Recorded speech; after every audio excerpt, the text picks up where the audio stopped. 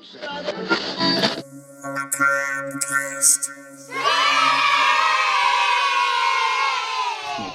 devil's on the loose and he's dancing with the mummy. Doc Mark and Chorus, the Little Mummy, here to bring you another episode of Macabre Cast, where we'll be dropping R's where they belong and adding them where they don't.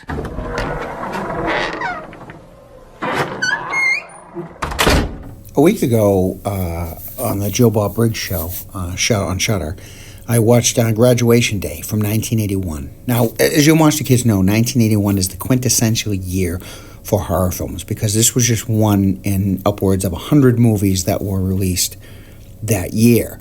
There are 200 seniors at Midvale High and 7 days till graduation.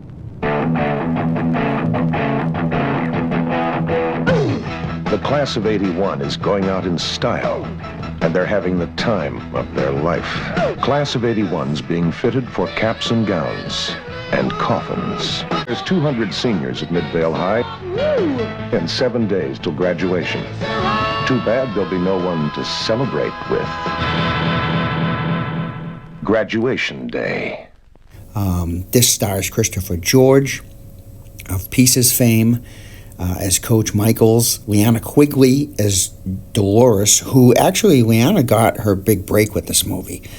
She replaced another girl who was hired, who once she got on set refused to do nude scenes, and not that Leanna wanted to do that as well, but she really wanted to be in this film and wanted her big break. This also stars Michael Pataki as the principal. He's the infamous Dr. Hoffman from Halloween 4. I'm sure you remember him.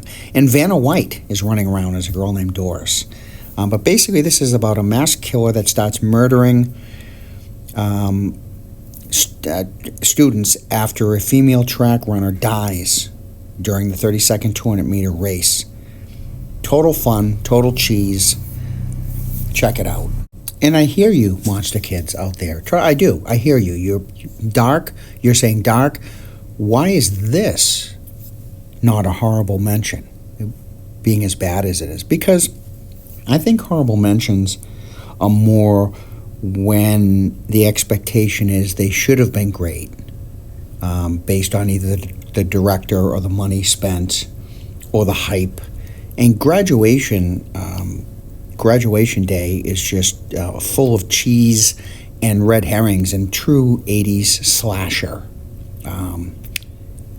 I wouldn't put this in a horrible mention. I love and have a great time with this fun, and even more fun when you watch it with Joe Bob Briggs.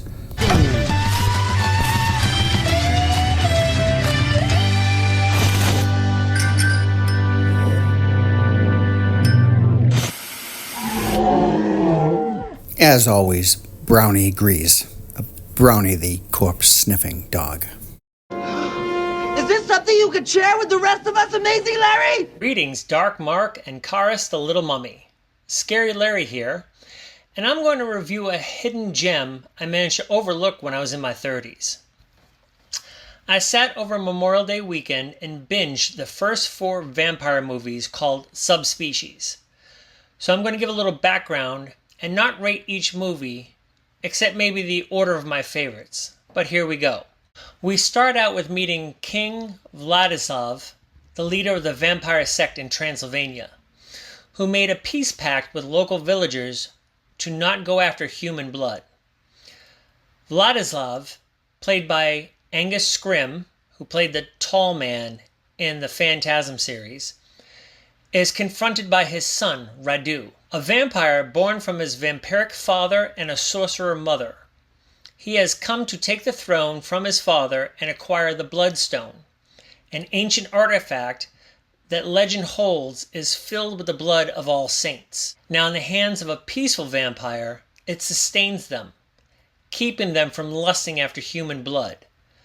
But for evil like Radu, it's like a drug that fuels his evil nature. Next, we're introduced to 3 American women who have come to write their dissertation on vampire folklore. Now, in typical fashion, they're given several rules to follow and proceed to break every one of them.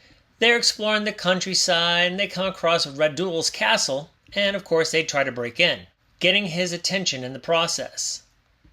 He proceeds to hunt the 3 down, draining and killing 2 of them, and turning a third into a vampire apprentice, which they refer to in this series as fledglings. Before this, the girls met a zoologist named Stefan, who turns out to not only be a vampire, a peaceful vampire, but he's also Radul's half-brother.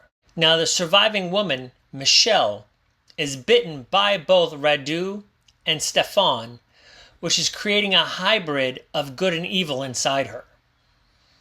Radu is killed at the end of each movie, but the Bloodstone has the power to revive him. Each sequel picks up immediately where the last one ends, which keeps the storyline rather tight and on point. My big gripe is they tend to kill off the main characters from the previous movie at the start of each new movie in order to introduce new characters. Now Michelle is torn. Radu has killed her love, his half-brother Stefan, and she begs everyone she comes across to kill her to help her end her eternal suffering. But with each movie, she becomes more powerful and is determined to destroy Radu once and for all. Now, I enjoyed these movies a lot, even though the FX, the special effects of the 90s was kind of campy. It was a good storyline. The only reason I'm not including the last movie, called Subspecies 5, Blood Rise, because when I looked into it, I realized it's a prequel going back 500 years to explain how the king became a vampire and the subsequent birth of Radu. I will explore that on a future review. Now, overall, I'll give these 4 movies 3.25 stars. Each movie is 90 minutes or less and move along at a good pace. All 4 come on with Prime, and the last is a rental, and it's good fun for a 3-day weekend. I would say in order of likes, I enjoyed the first one the most, the third, the second, and finally number 4. Have a good week, and we'll see you next time. Always good to get a scary Larry review in. I like his reviews. Great review, Scary. And it always amazes me sometimes with all the movies you see, your 100 movie watch a year. It amazes me sometimes some of the movies that you haven't seen. But great job, great review.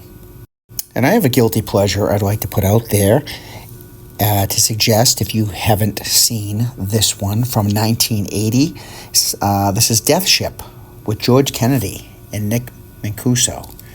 This was about a cruise ship that sinks after a tragic collision, and the survivors are rescued by a mysterious ship that comes out of the fog. Unbeknownst to our lifeboat landlubbers, this ghost ship is a floating Nazi torture chamber that has been collecting and killing high seas sailors for years. This is free on Tubi with ads, but if you haven't seen it, you should check it out. Let me know what you think. Remember last week when you blabbered on and on about fan service and how you didn't understand why people think it's not a good thing? Well, Hard Chat Matt is on the line and he's chomping at the bit. I think he agrees with you. Let's talk. Won't you tell me what is wrong? Yeah, let's talk. Hey, Doc Mark and Karis, Hard Chat Matt here. And Dark, I have to agree with you 100% about fan service. There's nothing wrong with fan service or Easter eggs. There's nothing more fun for me as a fan of a franchise than spotting something in the background that's just a reference there for longtime fans. And like I said, fan service, it's just a added bonus. And if you know, you know. And if you don't, you're just enjoying the movie for what it is. Anyways, keep up the great work of bringing the macabre to all your legions of monster kids. Dark, and have a great day, and I look forward to the next episode. Deep Death Dive. And then this is a deep dive that we couldn't do before. Yes, Keith Morrison, and that it is. I'm continuing the deep death dive from past weeks, where I asked that people change something in a film that makes the film better or changes the franchise as we know it. And I have a few this week. I'm going to start off with House of Frankenstein from 1944 and its follow-up House of Dracula from 1945. Now, Lugosi did not play Dracula in these due to what Hollywood says was contractual and financial reasons, and he was replaced as Dracula by John Carradine, who I have no problem with John Carradine. I think he's a great actor, and I think he does a great job. But you don't know how badly I would have loved to have seen two of my favorite in the Monster Rally films than to see Lugosi don the cape as the original Dracula in these again. I think it would have made both of these movies so much better, so much over the top than they are. And I love these movies, but I would have loved to have seen Lugosi back in the role of Dracula. Of course, we got that years later with Abbott and Costello meet Frankenstein. But that would be what I would change in those two films. And my next pick would be Jaws 2. And even though I like Jaws 2 a lot, and I think it's the only sequel worth its salt, how would I make it better? Well, for starters, I would take that whole plot device with the power line, and I would make that the reason that these sharks are being attracted to Amity Island, because they go into this whole topic about what attracts sharks and, the electrical current. I would have made that the reason that they keep having a shark problem. And I also would have went with the whole Brody being unstable thing, and I would have took it further. Instead of letting the audience know from the very beginning that there is actually a shark, I'd make the audience unsure if there was a shark. I would continue to have deaths that could easily be explained away and have the audience start guessing, is Brody just losing it? And then maybe 3/4 into the film reveal that, no, we have a shark problem. And that's my deep death dive this week. And I ask you again, Monster Kids, what would you change in a film to make it better? Or what would you think it would make, you'd make it better? And maybe possibly change the franchise, if there is one, as we know it. Where will we find the mummy? Don't worry, the mummy will find you. Hi everyone, Grim Kim checking in. Well, now that summer's here, of course, time is flying by, and I promised you a second half to my story last week, and I didn't deliver. My apologies. I have the next installment, and I thought it was going to be a 2-parter, and apparently it's going to be a 3-parter. And that's the way it goes sometimes, and I can't rush the sister's story. If there's more to it, that's the way it is. But let me drop you episode 2. Grim Fairy Tales with Grim Kim. And where we left off was Fern and her older sister Lingua making preparations because they weren't down with the initiation ceremony that was going to take place within their tribe. And here is where we left off. Let us continue. Page 5, I think I had named it By the Light of the Shimmering Moon. Away we go. Fern, though mute, was of the still waters run deep ilk, even at age 9.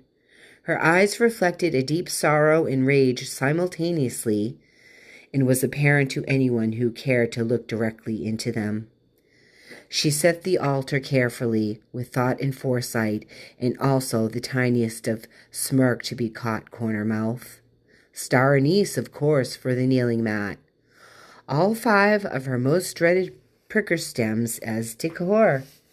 Cat claw, bristly greenbrier, blackberry, smilex, and of course, devil's walking stick. At the head of the altar, of course, crown of thorns. The meditative state she fell into in just 10 minutes lingered after she was done with preparations. To position herself, she could feel herself meld into the surroundings. After all, She was one with the earth, and Mother Gaia was the only mother she honored. The forest engulfed her in the tenderest way, and she could feel vines of energy exchange rising from the ground, infusing her own nervous system with just the right protective forces she would need for the next hour. After all, there was a reason for freeze, fawn, flight, and fight. She's lived this every second of her young life thus far. It's time for the one response she hadn't the courage for until now. Fight for her life in the most literal sense. Lingua swayed high above in the tree canopy. From her vantage point, she could see for miles. More importantly, she could see the fire next to the boulder slab where the elders of the tribe gathered. She could see Father of the Moon animated in both his expressions and movement. She could tell the peyote ceremony had already taken place and could sense the urgency growing among the partakers. They were reaching that feral level of intoxication, with Mother of the Womb off to the side, puking her brains out. That made Lingua smile, big time. She stealthily made her way down to the forest floor and crept over to the encampment. She began to scream and wail as loudly as possible and ran straight into the middle of camp. The thought that she had tainted the prepared peyote with pencil cacti earlier gave her a sense of bravery she did not ever fathom she held. Father of the Moon literally growled as he turned towards Lingua, a grimace and a morbid grin stretching from his one ear to the other. Lingua ducked and dove at the same time. She tumbled at his feet, and as he looked down in a formidable stance, he exclaimed, "And so our destiny has been delivered." Lingua did not hesitate as she brought up the pipette filled with pencil cacti up to her mouth like a straw and shot it into the eyes of Father. He absolutely howled, which made Lingua giggle. And the tribe members howled back in delight. They thought he was rallying them for the ceremony. Little did they know he was howling in intense pain. But they all learned the hard way. Lingua wove her way to each tribe member that was not looking directly at her, and as she did so, she mimicked Mother of the Womb's voice so precisely that no one even hesitated to turn and look her way. And each one suffered for their choice as Lingua spat poison into every single eye that gazed upon her. And that is where I'll leave you. I am so enjoying the episodes lately, partly because I haven't had to hear my own goofy voice on them. And it's just, I haven't even had time to process all I've heard.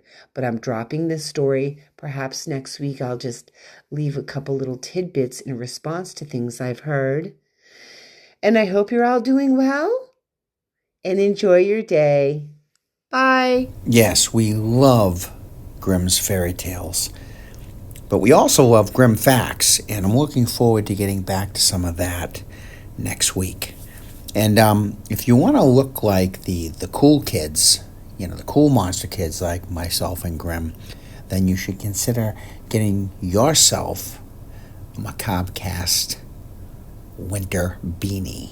And don't forget to check out my new channel that's up and running, Terror, where I write, direct, produce, and score new old-time radio stories in the vein of Suspense, Lights Out, Inner Sanctum, and the like.